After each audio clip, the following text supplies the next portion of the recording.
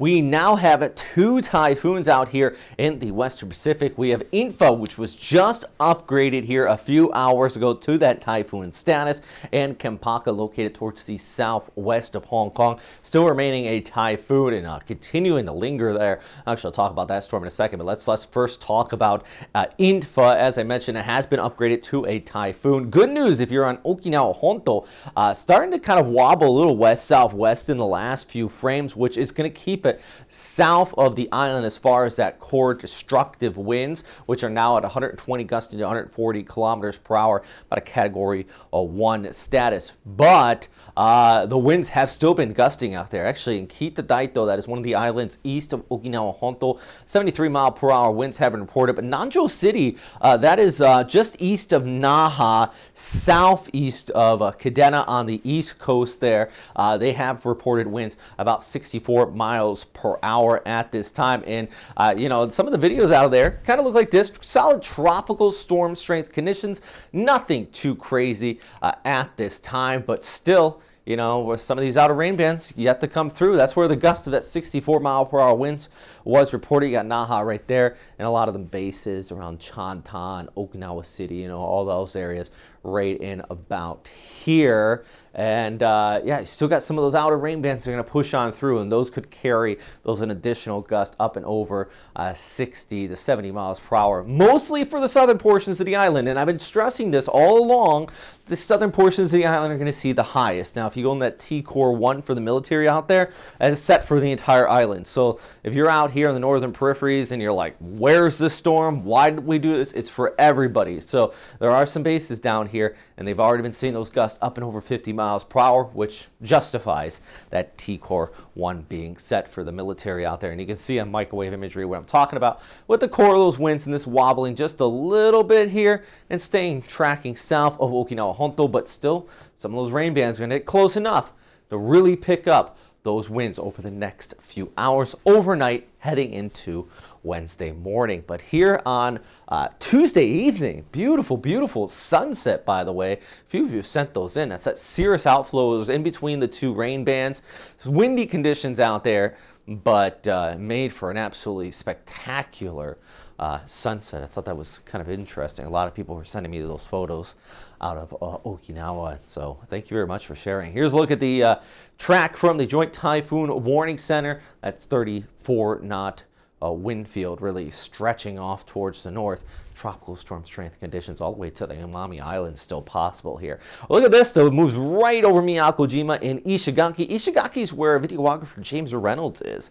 Follow him on Earth Uncut TV on Twitter.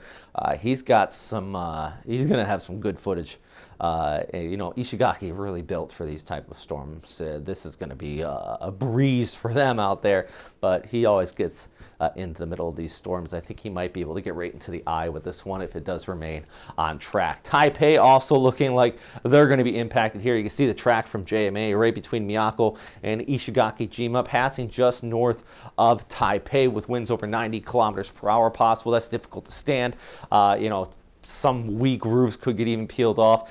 Starting to become hard to drive. That's going to be the big issue for Taipei there in Taiwan as this passes by later this week. I mean, here's a look at Wednesday morning. This storm's going to be just south of those of you in Okinawa, including Naha, still getting that banding, wrapping around those gusty conditions. Scooted ahead to Thursday morning, passing over Miyako Jima, and then eventually past Ishigaki by this should say Friday morning, right around Ishigaki, and that's when you're going to be probably seeing that.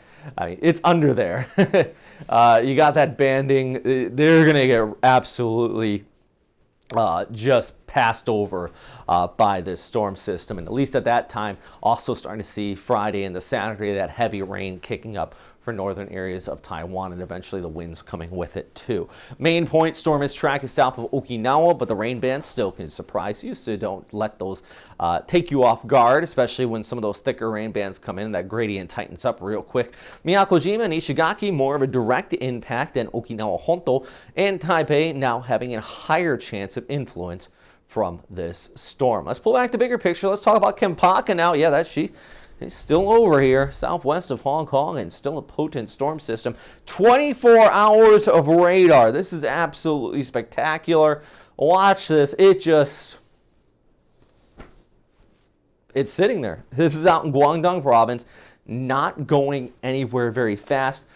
Loads of rainfall definitely falling from this just because of that onshore flow. I'm very interested to see what the damage is from this storm system as it just sat here. Imagine just seeing those typhoon strength conditions for about a day straight, and that's what they really felt here in southwest Guangdong. Winds right now estimated in that storm still at 130, gusting to 155 kilometers per hour. It remains a category 1, but it is absolutely just stagnant. It's going to be a big issue for rainfall. Eventually, this is expected to move back towards the south and loop back towards the east, kind of towards In-fa at that time, which is going to be over here. It's almost going to be gravitating towards each other, which I think is really interesting, kind of a Fujiwara effect that is likely going to be taking place at the end of the week heading into the week. And you see that heavy rainfall as well. Some of these totals well over 200, 300, 400 millimeters potentially from this storm because it's just so slow moving here across Guangdong province. All right, bigger picture, infrared satellite imagery. Here's our storm, here's the other storm, and here's the enhanced monsoon, still bringing heavy rainfall across the west coast of the Philippines. Boy, it has set up out here, and it is going to continue to do so throughout this week, meaning the west coast of Luzon down through Mindoro. You're still going to see those scattered showers. It's not going to be consistent. It's not going to be, just one long deluge, but definitely passing showers, especially through the afternoon into the evening, really continue to kick up as that moisture inflow continues to set up with that afternoon instability here. So really kind of that habagat, the enhanced monsoon, continue to dominate. You're not going to see signal force warnings, by the way, in the Philippines. What we have been seeing is those orange level rainfall warnings along the west coast. I don't know if we've had any red yet, but that's potential. That's over 30 millimeters per hour. I mean, that's just torrential rainfall. Definitely cause some flooding. Put these in Tagalog, so you guys that are from the Philippines want to make sure you can understand, read, what these rainfall warnings are if they are issued in your area. Very important because you see a lot of people emphasize signal force warnings. You're not going to see that with an enhanced monsoon. You're only going to see these rainfall warnings out there. Thank you very much for everybody on Patreon. My goodness, you guys have been helping me out, especially. I actually even posted a behind the scenes video just yesterday here about this new graphic package and a lot of the stuff going on here. So if you guys want to see that, check out the Patreon link. Thank you very much for everybody we've got a lot of new people actually, and I really need to get to updating this. I keep on forgetting because so busy with obvious 2 typhoons at this time. I'll make sure to get to it today. All right. Yeah, there's the membership levels if you guys do want to check it out. I mean, it really does mean a lot to me. Hit that subscribe button as well, and follow me on all these social media platforms for some new information. All right. Yeah, anyways, stay safe out there. As always, thanks for watching.